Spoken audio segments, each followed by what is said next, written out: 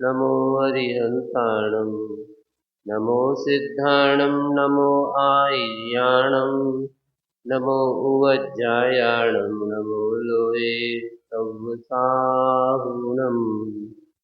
देवादिदेव श्री ऋषभनाथ जी भगवान की, पटनागंज के बड़े बाबा जी की, परम पूज्य आचार्य प्रवर गुरुदेव श्री विद्यासागर जी महाराज की, परम पूज्य अभिनव आचार्य श्री समय सागर जी महाराज की। परम पूज्य मूक माटी के प्रश्न नंबर 32 का प्रसंग है, जहाँ पर कुंभकार के द्वारा माटी को खोदने की प्रक्रिया हुई थी और उस खोदने की क्रिया सामान्य कार्य नहीं होता। ऐसा कह दिया जाए माटी से कि ये माटी तुम खुद जाओ और हमारी बोरी में आकर के बैठ जाए, ऐसा हो सकता है क्या? नहीं हो सकता। तो फिर क्या करना पड़ेगा? ऐसे हाथ लगा जाओ और ऐसे करते जाओ तो खुद जाएगी, ऐसे भी नहीं होगी। एक काम करते हैं कि चम्मच ले जाते हैं, चम्मच से थोड़ा थोड़ा सा ऐसा करते जाएंगे, वो काम होता तो, मगर जितनी मात्रा में चाहिए हो उतनी मात्रा में नहीं निकल पाए। तो फिर क्या करें? गेंती लाओ, फावड़ा लाओ, सब्बल लाओ, जो भी साधन हो उस साधन से खुदाई करो। फिर खुदाई होने के बाद उसको भरने की क्रिया की जाए। फिर भर करके अब वहाँ भर तो दिया गया, और जहाँ तक कुंभकार का आवास है वहाँ तक ले भी तो जाना है। थोड़ी बहुत हो तो कंधा पे ले रख लो और कंधा पे लेकर के चले चलो।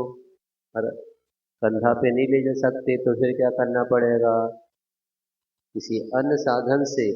यहाँ तक की बात थी, इसी के बीच में कुंभकार के मन में भाव आया कि मैंने इस माटी को खोदने का प्रयास किया है, क्या मेरे इस खोदने से इस माटी को कोई कष्ट तो नहीं पहुंच गया है?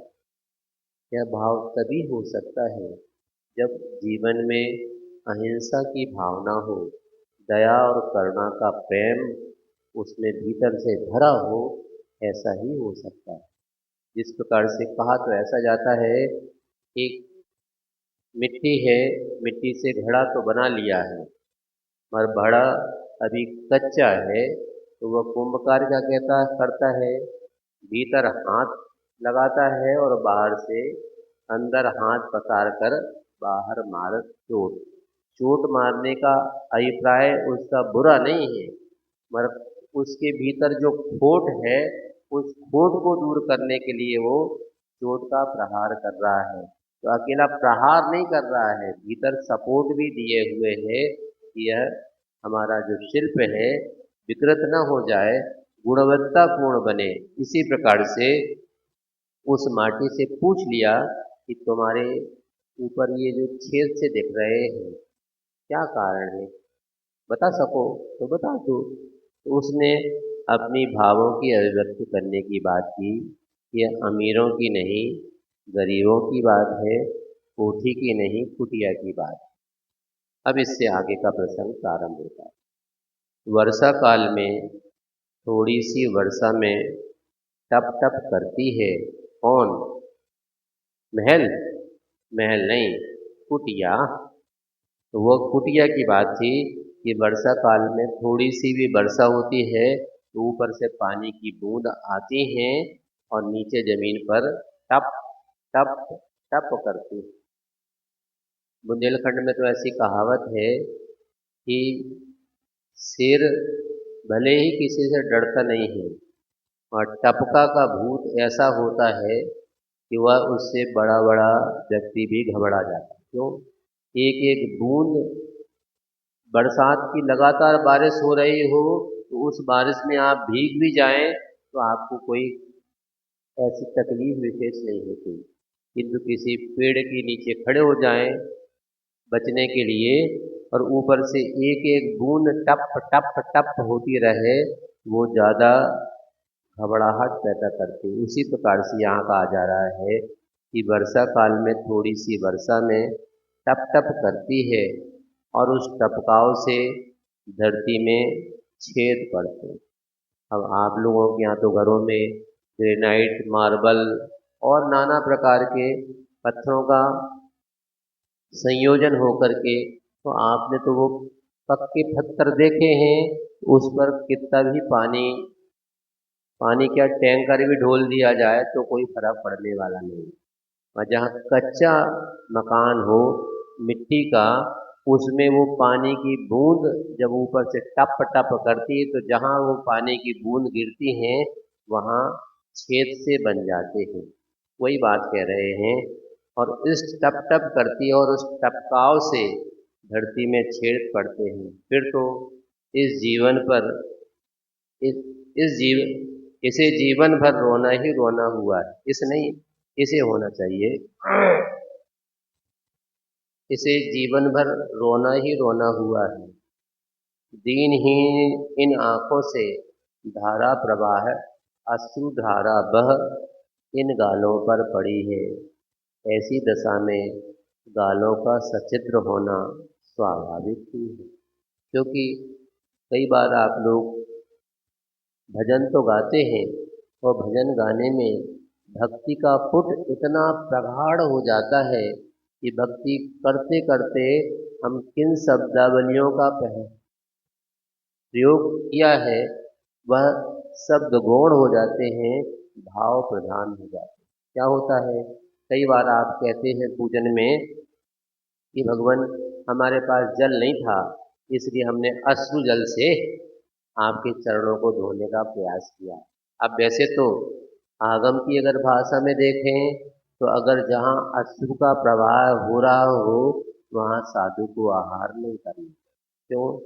वो अश्रु दुख का प्रतीक होते हैं। एक बार ऐसा सुना था हमने कि आपके नगर में विगत वर्ष जिन महाराज श्री का वर्षायोग हुआ था, निर्यापक मुनि श्री योग सागर जी महाराज का, उनका भाग्योदय में चातुर्मास आचार्य भगवान के सानिध्य में चल रहा था। किसी श्रावक के यहाँ आहार के लिए विधि मिल गई, पड़गान हो गया। पड़गान के बाद क्या होता है, महाराज भोजनशाला में प्रवेश कीजिए। पहुंच गए, उच्चासन पर विराजमान हुए। ये बोलना चाहिए, आवश्यक है, अन्यथा महाराज के चौका में तो बुला लो और सब अपने अपने काम में लग गए। महाराज खड़े रहो तो खड़े रहो, हमें का फर्क पड़ रहा है, ऐसा नहीं।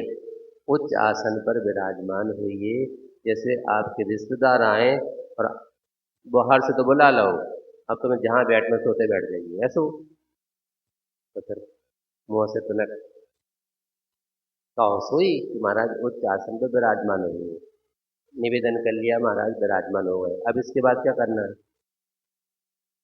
पूजा की थाली ले आओ।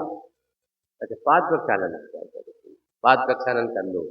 पाद प्रक्षालन कर लिया, अब इसके बाद क्या करना है, गंधोदक कर लो और वही में ऐसे कर लो, ऐसो। अरे हम देखा तो है, अब रोजे को क्रिया है कि कहाँ गड़बड़ी हो रही है कि नहीं। और हम तरह ऐसे करते तो और ये सब ठीक है भाई, जैसा हो रहा है और जो, पर जहाँ गड़बड़ी ज़्यादा समझ में आती तो वहाँ तो इशारा करनी ही पड़ती कि ऐसा नहीं। उस गंधोदक में अपने को अपने हाथ नहीं धोना चाहिए, अलग से बर्तन रखो, उसमें हाथ धो। और ऐसा भी नहीं करना कि फूंक से सतुआ नहीं सानना। हाँ, नहीं तो ऐसे बुंदेलखंड की कहावत है, करना तो पानी डाल लो तो सबने हाथ धोए, तो दूसरों आओ तो उन्हें भी वही में हाथ धोए, तो जो गंधोदक बन गए, ऐसा आएगा। इतना पानी रखो, एक दूसरा पात्र रखो, पानी हाथ में लो वो, और फिर उसमें छोड़ो दूसरे पात्र में, तो आपका वह पात्र की शुद्धि भी बनी रहेगी, आपके हाथों की भी। अन्यथा आपने हाथ धोए और उसी में दूसरे ने आकर के उसमें हाथ धोए तो वो गंदगी उसके हाथ में और पहुंच गई जो साफ करना था। तो ऐसी गलती भी नहीं होना चाहिए। वो भी काम हो गया। अब पूजन शुरू हो गई, पूजन भी हो गया, आहार प्रारंभ हो गया। इसी बीच में एक देवी पधार गई। कौन सी देवी? चुईया देवी। ओ मर गए। उनने कहा ओ मर गए। अब मर गए शब्द का प्रयोग महाराज ने सुन लिया, खड़े थे तो बैठ गए। क्यों? आपको कोई ऐसा कष्ट हो गया कि आपके मुंह से निकल गया कि हम मर गए। महाराज बैठ गए। महाराज कछु ऐसा कौन का भाव तुम तो काय से कही तुमने ऐसी के मर गए। इसलिए क्या शब्दों का प्रयोग कहाँ करना चाहिए। जैसे मान लो महाराज शुद्धि पूछ रहे हैं, हाँ बोलो शुद्धि। शुद्धि महाराज शुद्धि। नया व्यक्ति होता ना अनाड़ी, तो आपने कहा था बोलो शुद्धि, तो उसने कहा था क्या दिया शुद्धि। ऐसी शुद्धि नहीं होती। कैसी होती? बोलो मन शुद्धि, मन शुद्धि, वचन शुद्धि, वचन शुद्धि, काय शुद्धि, काय शुद्धि, आहार जल शुद्धि, आहार जल शुद्धि। उनको जैसे शपथ होती ना, शपथ करवा दिया आपने, पर उसका मतलब उसको कुछ भी नहीं पता है। अब इसके बाद शुद्धि तो बोल दी उसने, पर थाली दिखा दी, और आपने थाली दिखाते समय कुछ गड़बड़ी कर बैठे। जो सामान नहीं दिखाना था वो पहले दिखा लिया, जो दिखाना था वो दाल सब्जी का दिखाना। ये तो रोज ही चला था। ऐसा नहीं, जो आपने भोजन सामग्री बनाई है वह पूरी दिखाएं, यथाक्रम दिखाएं।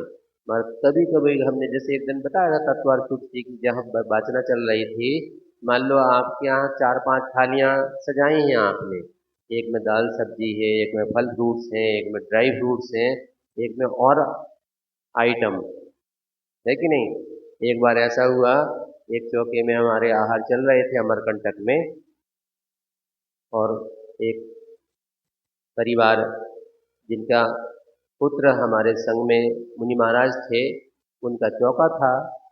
आधे आहार हो गए।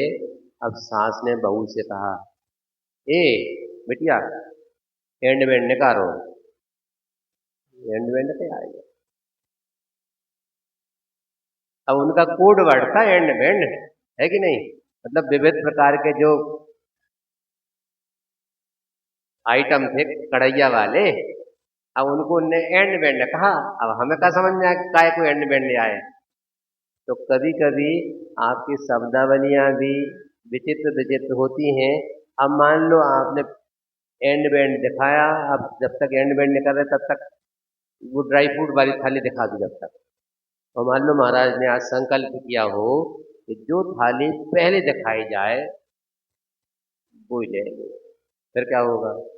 ड्राई फ्रूट आप आहार में शुरू में चलाएंगे नहीं। अब महाराज अंजलि बंद करें, तो गड़बड़ हो गई। हाँ, बस निकालो, निकालो कलर। दाल निकाल ली, सब्जी निकाल ली, रोटी निकाल ली, सज्जा मूंग की दाल नहीं ले रहे होंगे, दूसरी दाल निकालो। मतलब गड़बड़ का हो गई है। अच्छा ईमानदारी से सोचना कभी कि मान लो आपने दाल सब्जी तो दिखा दी, मगर रोटी दिखाती कभी क्या? हमने तो नहीं देखी। मगर कभी कभी गड़बड़ यूँ हो सकती है, आपने आइटम तो बहुत बनाए हैं मगर दिखाए कुछ नहीं है, कहीं बाहर से तो नहीं आ गए आइटम। इसलिए जो सामग्री बनाई है उसको दिखाना। वैसे थाली दिखाने का कोई आगम्य विधान नहीं है, पर फिर भी अगर दिखाई है तो जो सामग्री बनाई है, नहीं तो कई बार ऐसा ओ जो तो रह गऊ। अब रह गऊ तो का, तो अगर पहले से निकाल के रखा होता तो आपको ध्यान रहता। इसी प्रकार से भोजन, अब शुद्धि बोल दी, और शुद्धि के साथ साथ कोई नया व्यक्ति बीच में आ गया, बोल शुद्धि, शुद्धि बोल दिया। अब इशारा नहीं महाराज, हमारा शब्द व्यसन का त्याग है, मध्य मधु मांस का त्याग है। और मधु मधु मांस की यदि चर्चा काय लाने कर रहे हैं, तो जो अशुद्ध शब्द है उसका शब्द का प्रयोग भी वहाँ चौके में नहीं होना चाहिए। यही विवेक रखना आवश्यकता है। इसलिए यहाँ वह, हम एक प्रसंग एक दिन सुनाया था शायद, अब क्योंकि मध्याह्न की कक्षा भी चलती है, प्रातः काल की कक्षा भी चलती है, कब सुनाया था नहीं तो फिर से सुना देते हैं कि ललितपुर का प्रसंग था। आचार्य भगवान अक्षय तृतीया का दिन, अक्षय तृतीया कब आती? चैत्र में, वैशाख में। वैशाख कृष्ण में कि शुक्ल पक्ष में? तो गर्मी कम रहती कितना ज़्यादा रहती? ज़्यादा रहती है। क्षेत्रपाल जी में संग था, सटकंडागम ग्रंथ की वाचना चल रही थी और उसी दौरान वहाँ नीचे लगभग 10-15 चौके थे। तो सब लोग आशान्वित थे कि अब आज तो अपन को लाभ मिलने ही वाला है। आचार्य भगवान सबके यहाँ चौके के सामने से होते होते और गेट के बाहर निकल, जो 15 चौके वाले दिन से सबके चेहरे मायूस हो गए, मगर बाहर वालों के चेहरे खिलना प्रारंभ हो गए। अब वहाँ से निकले और शहर की तरफ आचार्य भगवान ने कदम बढ़ाए। होते होते तो वन की मैदान तक पहुँच गए। अब एक रास्ता जाता है तालाबपुरा की तरफ, एक जाता है घंटाघर की तरफ। आचार्य भगवान घंटाघर की तरफ न जाकर के तालाबपुरा की तरफ मुड़ गए। वहाँ भी तालाबपुरा में चौका लगे थे। वहाँ के लोगों ने सोचा कि अपना भाग प्रबल है, पर वहाँ पड़गा नहीं हुआ। अटा मंदिर की तरफ फिर मुड़ गए। अटा मंदिर की तरफ भी चौके लगे थे। उनने सोचा हमको लाभ मिल जाएगा, वहाँ पड़गा नहीं हुआ। वहाँ से वो नए मंदिर की तरफ बढ़ गए। नए मंदिर वालों को लाभ, पड़गान का तो लाभ मिल गया, मगर आहरदान का लाभ नहीं मिला। वहाँ से बड़े मंदिर की तरफ चले गए। वहाँ भी पड़गान नहीं हुआ। लौट करके घंटाघर आ गए और अब लोगों को भी ऐसे ऐसे लगे, अवसर लगे। इतनी गर्मी है, ये तो इतने चौके लगे हैं, कहीं पड़गान नहीं हुआ। और होते होते होते फिर सुवन मैदान की तरफ फिर पहुँच गए। और उससे आगे अब नई बस्ती की तरफ कोई चौका है, पर होते होते एक परिवार के 3 बेटे थे, बाहर नौकरी में थे और संयोग से उस समय पर तीनों बेटे आए थे। तीनों बेटे पड़गान में खड़े थे और उनके यहाँ आचार्य भगवान के पड़गान हो। इतनी गर्मी में आचार्य भगवान स्वयं पसीने से लथपथ थे, मगर अब उनका हर्ष का पारावार नहीं।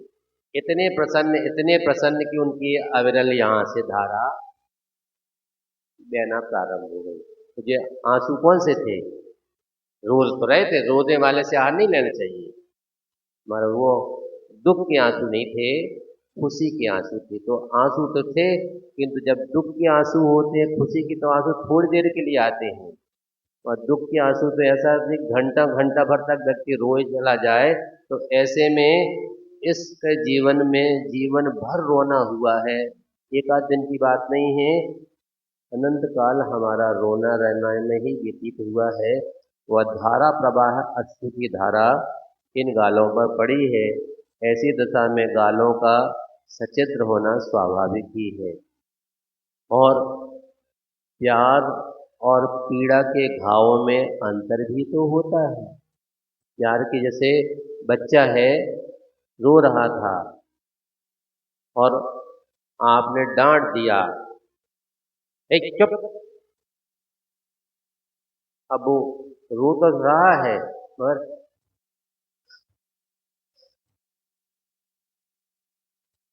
तो सिसक सिसक करके जो रोना होता है, ऐसा उसके भाव को आपने जबरदस्ती दबाने का प्रयास किया है। तो वो रो तो नहीं पा रहा है, मगर भीतर तो अभी उसका रुदन छूटा नहीं है। तो प्यार और पीड़ा के अब आपको लगा ये बालक तो छोटा है, काय को फालतू को डांट दो, आजा गोदी में आजा। गोदी में बिठा लिया, थोड़ा 2-4 बार थप थप किया, तो उसके चेहरे पर अभी जो आंसू थे यहाँ से बह रहे थे, अब चेहरे पर प्रसन्नता तो आ गई, पर अभी भी आंसू तो आंखों में भरे हुए हैं, वो एकदम थोड़ी चले जाएंगे। तो प्यार के और पीड़ा के दोनों आंसू हैं, किंतु दोनों के भावों में अंतर भी तो होता है।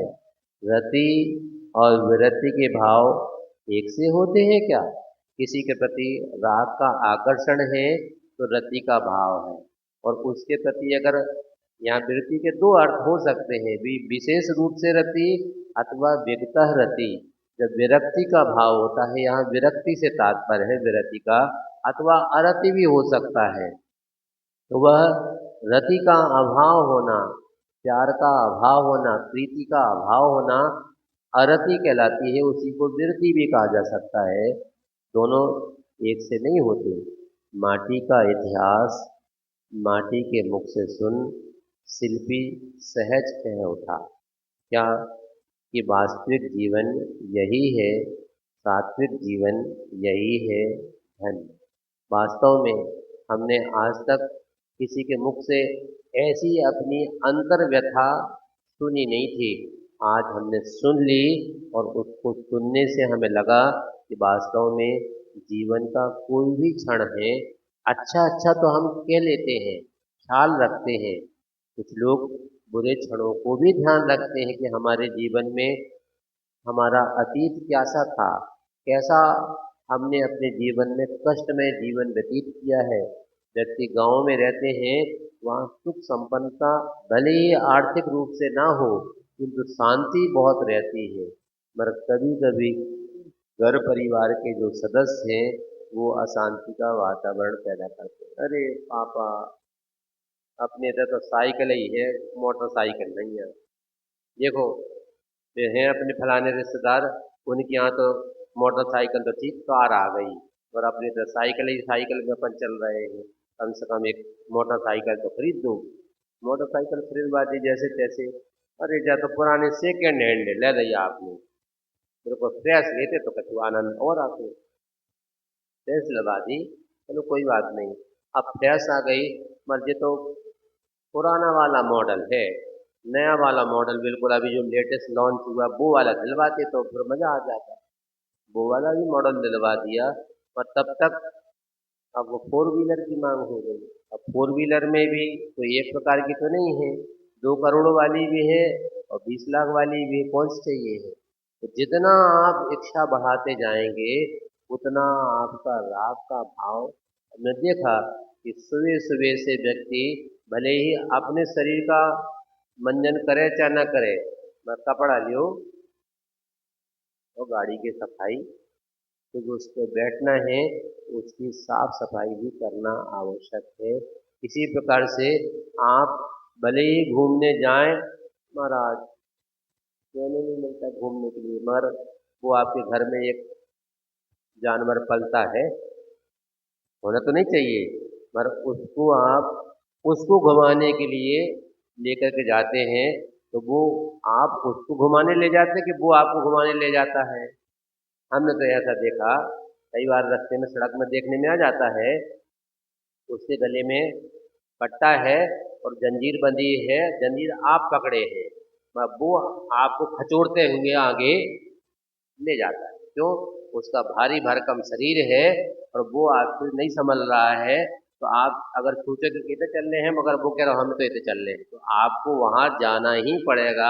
वो आपको खचोड़ करके वो उधर ले जाए। तो अब कौन किसको घुमाने लाया, आप उसको घुमाने लाए या वो आपको घुमाने ले जा रहा है? एज यू लाइक, आप समझ सकते हैं कि क्या दशा बनती है। आपकी नींद नहीं खुलती, मगर उसको तो फ्रेश होने के लिए बाहर घुमाना आवश्यक है, इसलिए आपको करना पड़ता है। इसी प्रकार से हमने वास्तविक जीवन जो जिया है उसको सात्विक जीवन के साथ कैसे जीवन जिया जाता है, आज ही हमने सुना है।